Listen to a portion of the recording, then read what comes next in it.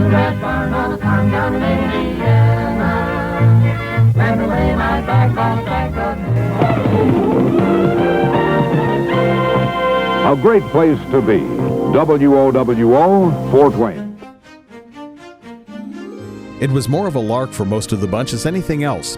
That's how K.D. Ross would describe the low-budget broadcast of a bunch of musicians across a 5-watt transmitter that would inspire Fred Zeig to start WOWO.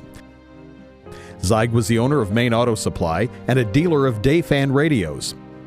He realized that starting a radio station at a cost of $150, or about $2,800 in today's money, was perfect. On March 31st of 1925, WOWO's 500-watt transmitter came to life at 1320 on the AM dial and forever changed the landscape of Fort Wayne media.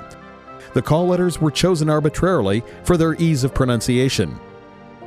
WOWO was a station of firsts, being one of the first stations in the country to bring network radio to local audiences. WOWO was also the first radio station to broadcast live basketball games anywhere, and listeners heard an Indiana legend, Hilliard Gates, for the first time on WOWO. With 18 seconds to go and the scorecard turned to 30. He's dribbling around 10 seconds, 9 seconds. Bobby Plum dribbling 6 seconds. Plum going down, jump, shoots from the circle, scores! Now let's take it, the game's over.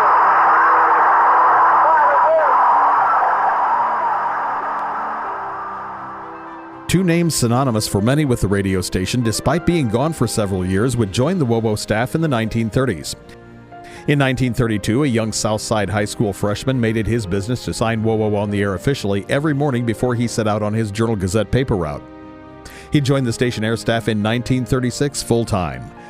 For more than half a century, Bob Sievers would earn his place as Mr. WOWO. Good morning, everyone. This is WOWO in Fort Wayne, Indiana, operating on our federally assigned frequency of 1,190 kilocycles with full power of 50,000 watts. Owned and operated by Westinghouse Broadcasting Company, Incorporated. Now commencing another day and week of broadcasting. And this is Bob Sievers welcoming you to the 5 o'clock news this morning. Jay Gould would join WOWO as the station's first farm director in 1938 and would bring a truly unique combination of philosophy, literary talent, and common farm sense, all delivered with an inimitable style until his retirement in 1983. Well, Jay, you've been standing by and haven't had too much to say this morning, so go right ahead while Dugan and I sip our coffee. I think that the more you know, the less you know. And the longer I keep studying, the more I'm a little convinced that certainly is the case with me. The other day I was talking about the variation in the amount of nitrogen, the amount of protein in corn according to the nitrogen fertilizer that you use. Now comes some scientific report here. At least it's something to kind of think about, and nothing is more fun than thinking. I know that's your philosophy, Jay. And when you can cause us to think, you're happy too. Now it's 18 minutes after 6 o'clock out here at the Little Red Barn, and stand by for Earl Finkel.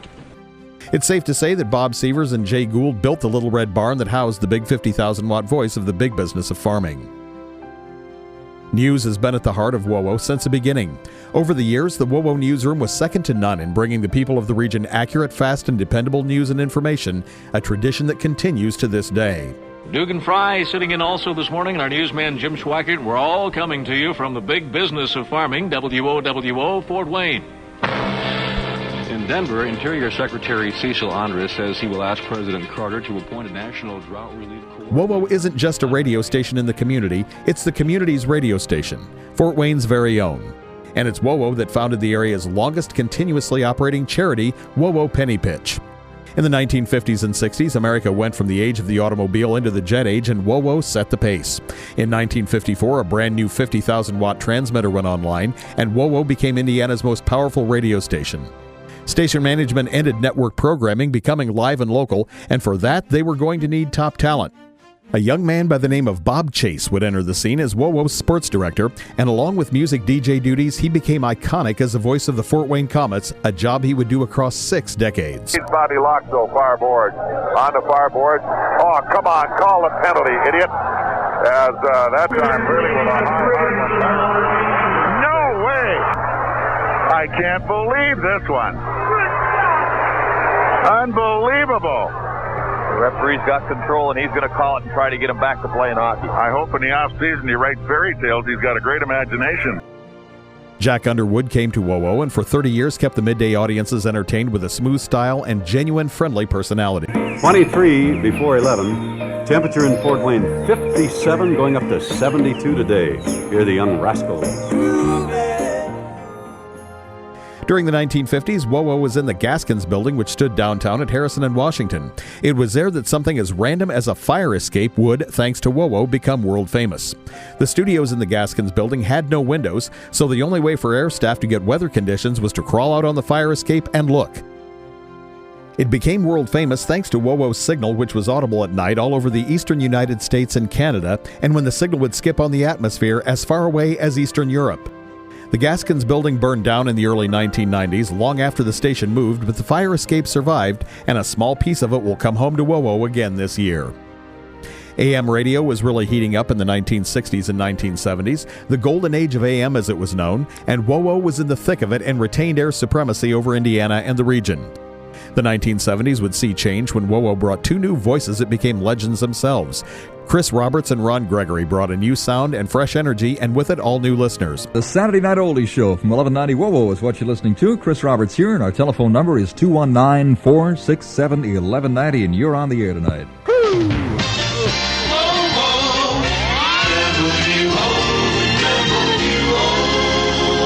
The South is going to do it again.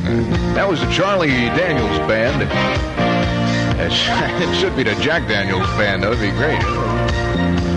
Mr. Elton John has himself a brand new one right here. That same recipe for success would repeat itself as Charlie Butcher made WOWO his home and again brought the next generation of WOWO listener with him. Congressman Luke Messer in town last night for the GOP primary debate for Senate. How did you think you did? How do you think the entire debate went? Charlie, it was great to be there. I thought WOWO moved in 1977 and was sold to Price Communications in 1983. The station would come back to local ownership in 1995 when Federated Media bought the station and moved it to the current location on Maples Road in southeast Fort Wayne. Now, as we stand on the edge of the next century of broadcasting, we do so mindful of the legacy we've been left and eager to write the next chapter in this great radio station. As long as we're all in the act together, we all have fun together.